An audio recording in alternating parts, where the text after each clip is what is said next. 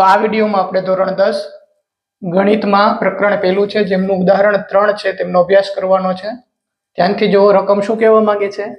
96 અને 404 નો ગુસા અવિભાજ્ય અવયવની રીતે મેળવો, જે આપણને આવડે છે, અને તે પરથી તેનો લસા શોધો। તો ધ્યાન રાખજો। ચાલો સૌથી પહેલા તો શું કરશું? 96 ના અવિભાજ્ય અવયવ પાડશું। 96 ના અવિભાજ્ય અવયવ, ચાલો 96 ના અવિભાજ્ય અવયવ આપણે પાડવાના છે। તો અહીંયા ધ્યાન રાખજો, આપણી જૂની જાણીતી મેથડ છે એ તમને, ચાલો બેકી સંખ્યા છે 96, એટલે કેટલા વડે ભાગવાનું છે? 2 વડે। 96 ભાગ્યા 2 કરશો એટલે કેટલા થશે? 48 દુ 96 મળશે તમને। કેટલા મળશે? 48 દુ 96। 48 પણ બેકી સંખ્યા છે, ખબર જ છે। 24 દુ 48 થાય, 24 પણ બેકી સંખ્યા છે। 12 દુ 24 થાય, 2 6 12 થાય, 2 તેરી 6 થાય, અને લાસ્ટમાં મળે છે 3, એટલે 3 એકા 3। તો અહીંયા 96 ના અવિભાજ્ય અવયવ મળે છે 2 ગુણ્યા 2 ગુણ્યા 2 ગુણ્યા 5 વખત છે 2, તો અહીં લખી શકું 2 ની 5 ઘાત, 2 5 વખત છે, જો 1 2 3 4 5 અને 3, આ 96 ના અવિભાજ્ય અવયવ મળે છે। ત્યારબાદની સંખ્યા છે 404। 404 ના અવિભાજ્ય અવયવ, ચાલો 404 નું પણ આ રીતે કરીએ। 404 બેકી સંખ્યા છે, 2 વડે જ ચાલશે, 202 મળશે। 202 બેકી સંખ્યા છે, 2 વડે કરો 101 થશે। 101 એકી સંખ્યા છે, એટલે 101 નું એમને જ થશે, 101 એકા 101। અહીંયા અવિભાજ્ય અવયવ મળે છે 2 નો વર્ગ ગુણ્યા 101।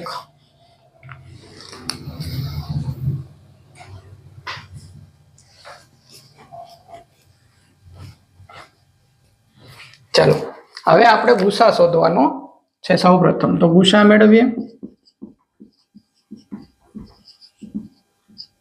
ઉદાહરણ 1 માં આપણે અભ્યાસ કરી ગયા છીએ કે ગુસા મેળવવા માટે આપેલી જે સંખ્યા હોય એમના અવિભાજ્ય અવયવોમાં જે સામાન્ય અવયવ હોય તેની નાનામાં નાની ઘાતવાળા પદોનો ગુણાકાર। તો એ સામાન્ય અવયવ માત્ર 2 જ છે, અને એમાં નાનામાં નાની ઘાતવાળું પદ કયું છે? તો કે 2 નો વર્ગ બરાબર 4। તો અહીંયા ગુસા મળે છે 4। હવે તે પરથી આપણે લસા મેળવવાનો છે, તો ધ્યાન રાખજો કે હવે એક સૂત્ર યાદ રાખજો, ગુસા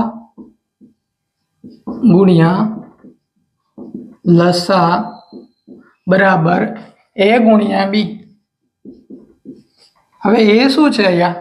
તો કે a એટલે પહેલી સંખ્યા, b એટલે બીજી સંખ્યા। તો આપણે લખવું પડે કે અહીં a બરાબર 96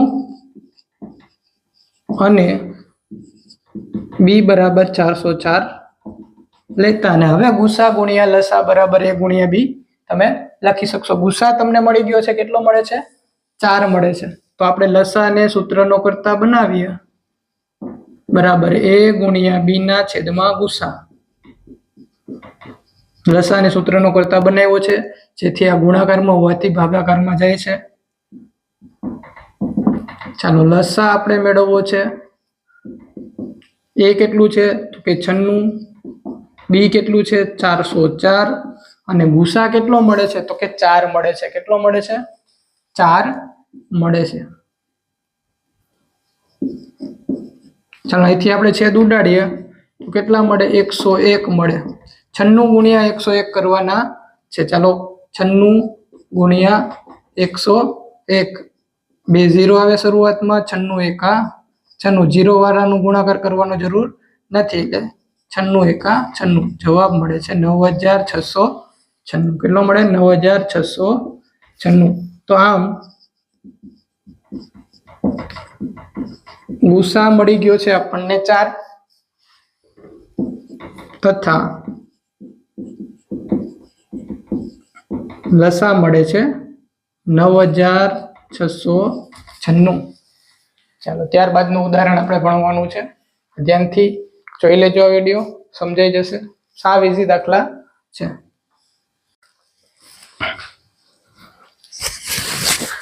ચાલો વિદ્યાર્થી મિત્રો, ત્યારબાદનું ઉદાહરણ છે 4.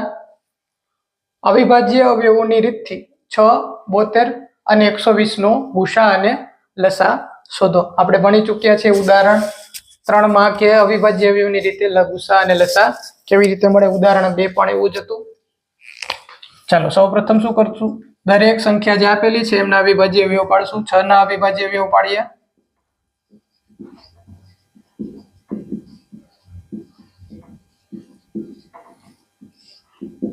સાવીજી છે 6 ના અવિભાજ્ય અવયવ 2 ગુણ્યા 6 3 પડે. આમાં કોઈ હવે વિભાજ્ય સંખ્યા નથી એટલે આમને આમ રાખશું. ત્યારબાદ છે 72. 72 ના અવિભાજ્ય અવયવ. ચાલો આપણે ઓલી લેડર વાળી રીત છે ત્યાં એનાથી જ પાડી નાખીએ. 72 બેકી સંખ્યાઓથી 2 થી ચલાવવાનો ભાગ કેટલા મળશે 36, કેમ કે ખબર છે 36 દુ 72 થશે. 36 પણ બેકી સંખ્યા, 2 થી ભાગ ચલાવવાનો છે, 18 દુ 36 થશે, 9 દુ 18 થશે. હવે 3 થી ચાલશે, 3 તેરી 9 ને 3 એકા 3. તો અહીંયા 2 કેટલી વખત છે 3 વખત, અને 3 છે 2 વખત, 2 3 વખત છે એટલે 72 ના અવિભાજ્ય અવયવ શું પડે 2 ની 3 ઘાત અને 3 ની 2 ઘાત. તમારે પેલા એ લખવું હોય તો લખી શકાય, સારું લાગશે. 2 ગુણ્યા 2 ગુણ્યા 2 ગુણ્યા 3 ગુણ્યા 3. આ જે સંખ્યા મળેલી છે પેલા લખી નાખવાની. હવે ઘાત સ્વરૂપે દર્શાવી દેવાની, 3 ઘાત 3 ની 2 ઘાત. ચાલો ત્યારબાદ છે 120 ના અવિભાજ્ય અવયવ પાડવાના છે. 120 ના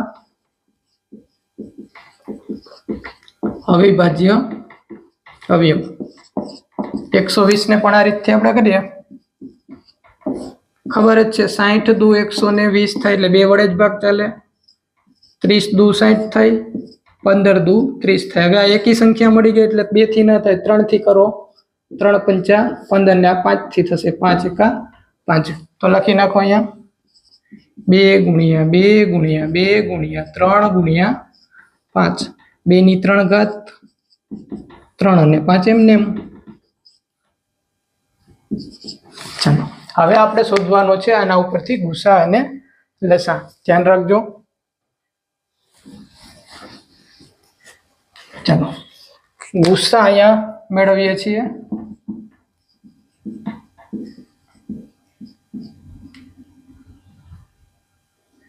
કેવી રીતે મળશે તો કે જે સામાન્ય અવયવ છે આપણે ધ્યાનમાં લેજો. અહીંયા 2 સામાન્ય, આમાં પણ 2 છે, અહીંયા પણ 2 છે, આમાં 3 છે, અહીંયા 3 છે અને આમાં પણ 3 છે. ગુસા માટે જે સામાન્ય અવયવો છે બરોબર, તેની નાનામાં નાની ઘાત વાળું પદ આમાંથી પસંદ કરવાનું છે.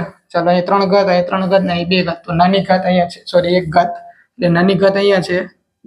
પછી 3 પણ સામાન્ય અવયવ છે તો એમાં નાની ઘાત વાળું પદ કયું છે તો કે અહીંયા જ છે. તો ગુસા મળે છે આનો 6. હવે લસા મેળવી લઈએ. લસામાં શું આપણે ભણ્યા છીએ કે સામાન્ય અવયવની મોટી ઘાત વાળું પદ લેવાનું છે. સામાન્ય અવયવની મોટી ઘાત કઈ છે તો કે 2 ની 3 ઘાત,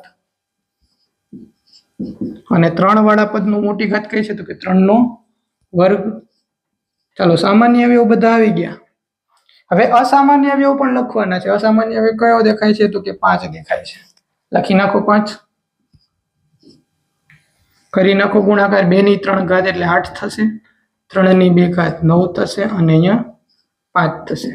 ચાલો 8 પંચા 40. હું સહેલી રીતે ગુણાકાર શીખવાડું. 8 પંચા 40 થાય. 8 અને 5 નો ગુણાકાર કેટલો થાય 40, અને 40 ગુણ્યા કેટલા કરવાના છે 9. કેટલા થશે 9 4 36, 360 થશે. કેટલા થશે 360. તમને એમ ના ભાવે તો આ 2 નો ગુણાકાર કરી પછી ત્યારબાદ આનો ગુણાકાર કરવાનો, 360 થશે. તો આ તો ઉદાહરણ 4 સાવ સરળ રીત છે, અવિભાજ્ય અવયવની રીત છે. તમને આમાં કાંઈ ના હોય, ઘડી આવડવા જોઈએ એટલે સાવ ઈઝી દાખલા હોય છે અને આ એક્ઝામમાં પૂછાય જ છે બરાબર. ચાલો ત્યારબાદ મળશું ફરીથી નવા વિડીયો.